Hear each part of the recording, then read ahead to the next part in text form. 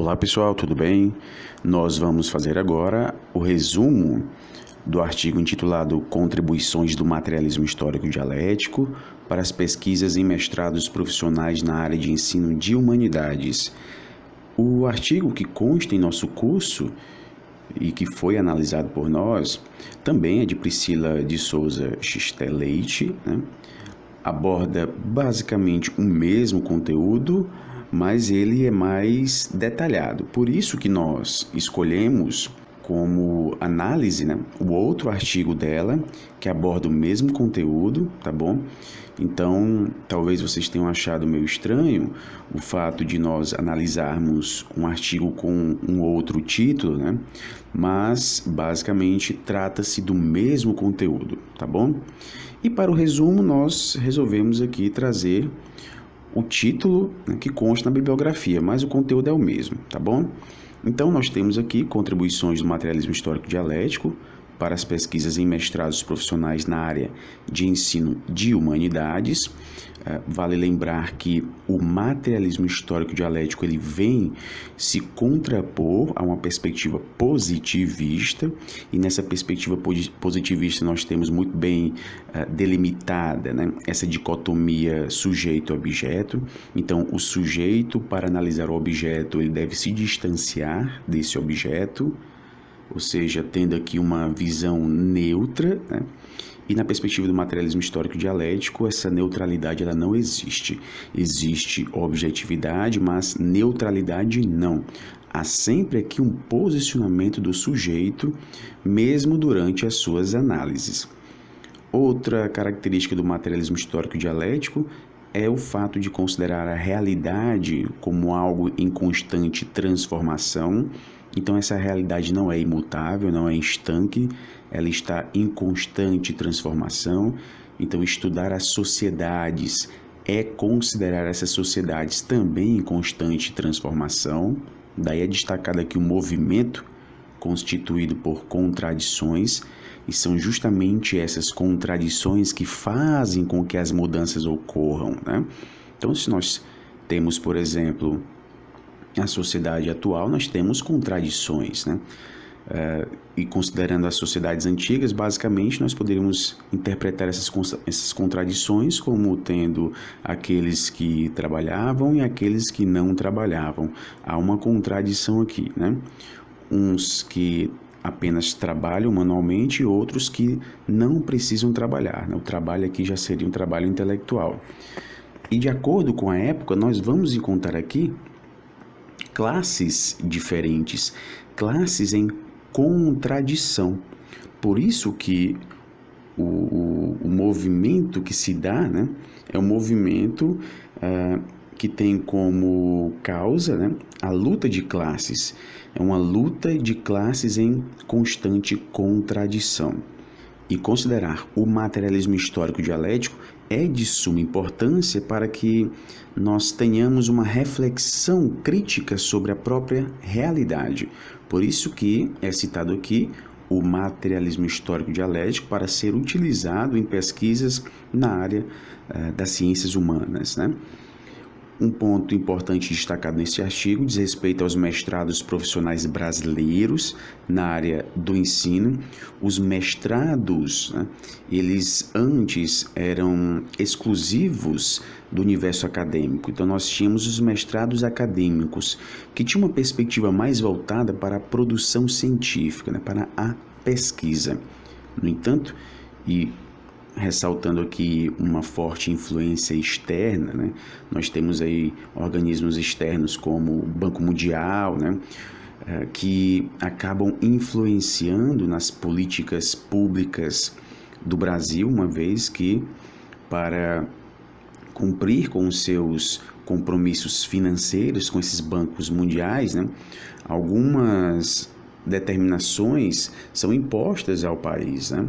Dentre elas, nós tivemos aqui a proposta, né, de estender essa perspectiva de uma formação voltada para o fazer, que antes pertencia, que antes se fazia presente na educação básica, né, também no ensino superior, nos cursos de pós-graduação.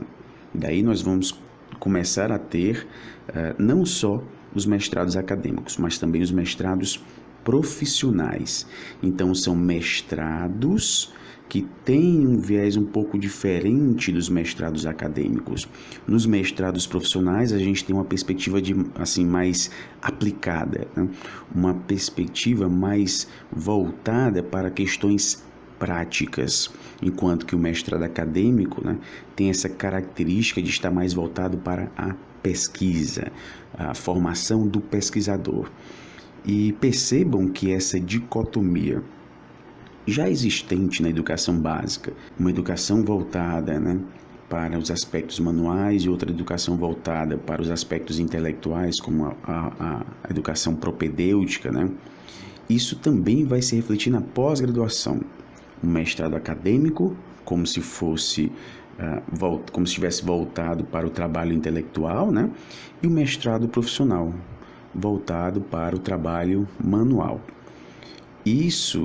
Essa dicotomia é destacada pela autora no artigo, e é por isso que ela traz aqui propostas de mudanças na legislação para fazer com que esses mestrados profissionais também tenham essa característica, né, de focarem também no aspecto teórico e não unicamente no aspecto prático, né? Então, a ideia aqui é a de que haja uma integração maior da teoria com a prática nos mestrados profissionais, ok? Ou seja, trazer a própria praxis para os mestrados profissionais. Outro ponto importante do artigo diz respeito aos pressupostos do materialismo histórico dialético, né? Marx ele não chegou a definir o materialismo histórico dialético. A gente chega às características do materialismo histórico dialético analisando toda a obra de Marx. Então, é pela análise da obra de Marx que a gente chega à compreensão do que é o materialismo histórico dialético. Basicamente, ele traz uma crítica ao idealismo. E essa crítica ao idealismo diz respeito à crítica à concepção de que a realidade material é uma produção da consciência. E nessa perspectiva do materialismo histórico dialético, a realidade material ela não deve ser vista como uma produção da consciência, né? Não é a consciência que produz essa realidade. Percebam, a gente não tem aqui uma mão única, né? A realidade material para a consciência. A gente tem uma mão dupla. A realidade material e a consciência, né?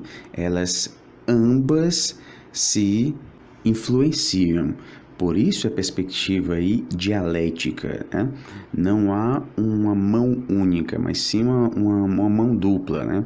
São citados aqui 3 passos para se chegar ao conhecimento, utilizando-se do materialismo histórico dialético. Nós temos como primeiro passo a tomada de consciência das partes. Então, diante de um fenômeno, busca-se aqui chegar às partes que compõem este fenômeno, tá ok? Então, chega-se às partes para depois analisar essas partes, compreender, né, profundamente cada parte que compõe esse todo, tá bom? Agora, diferentemente do positivismo, que traz a concepção de que as partes explicam o todo, ou seja, basta eu analisar as partes para compreender o todo, aqui no materialismo histórico dialético nós temos um movimento de retorno. Então vejam, primeiro eu tenho consciência de que aquele todo é formado pelas partes, então eu vou analisar essas partes, estudar essas partes profundamente. Após compreender essas partes, eu vou fazer um movimento de retorno, ou seja, eu vou fazer a síntese, sintetizar tudo aquilo, todo esse resultado das análises das partes. Por quê? Porque um fenômeno, ele não deve ser analisado como se fosse algo separado, né, do seu contexto. Por quê? Porque nós temos uma totalidade que é composta, né, por objetos que se interconectam. Então, Analisar um objeto é também analisar a função desse objeto no todo. Em outras palavras, esse todo influencia este objeto. Então, nesse movimento de síntese, eu vou pegar as partes, né, que eu já analisei, o que eu compreendi dessas partes, vou juntar essa compreensão, tendo em mente que este fenômeno está presente em uma totalidade. Posteriormente, a autora nos traz aqui as pesquisas participantes. As pesquisas participantes, elas, assim como o materialismo histórico dialético, ela se distancia de uma perspectiva positivista, uma vez que ela traz uma abordagem de aproximação do pesquisador com o objeto que está sendo investigado, né? Então ela se distancia dessa perspectiva dicotômica e tem como principal característica empoderar os participantes. Então, os participantes de uma pesquisa participante, né, eles não são vistos como meros objetos de análise que produzem dados para serem investigados. Eles são vistos também numa perspectiva ativa, né? Eles participam, eles não são vistos como seres passivos, né? Essas pesquisas participantes, além de pesquisar, obviamente, né, aqueles que estão situados no campo de pesquisa, né, essa pesquisa também visa dar poder a esses participantes, né, fazer com que eles tenham consciência do seu papel no mundo, de que eles não devem ser vistos como seres passivos, meramente reprodutores de tudo que chega até eles. Essas pesquisas participantes são muito vistas, né, na área da antropologia, quando se fazem pesquisas sobre determinadas comunidades. E não me refiro apenas aqui às comunidades indígenas, por exemplo, mas comunidades que vivem na marginalidade, nas margens da sociedade, em uma situação de extrema pobreza. Muitos desses sujeitos se veem como inferiores aos demais e muitos até veem essa situação como algo normal, né? Algo do qual não tem como fugir, não há escolha, não tem o que fazer, né? E essas pesquisas participantes, elas visam, né, empoderar esses participantes, fazer com que eles, ao participarem da pesquisa, né, tomem consciência também do seu papel no mundo. São citados aqui os estudos sobre a cidade, principalmente no que diz respeito à praxis do professor, ressaltando a contribuição para a praxis do professor, né, relacionando aqui cidade e ensino, ou seja, uma formação de professores que pudesse contribuir para as reflexões sobre os espaços da cidade, visando também sistematizar materiais educativos contra-hegemônicos, né?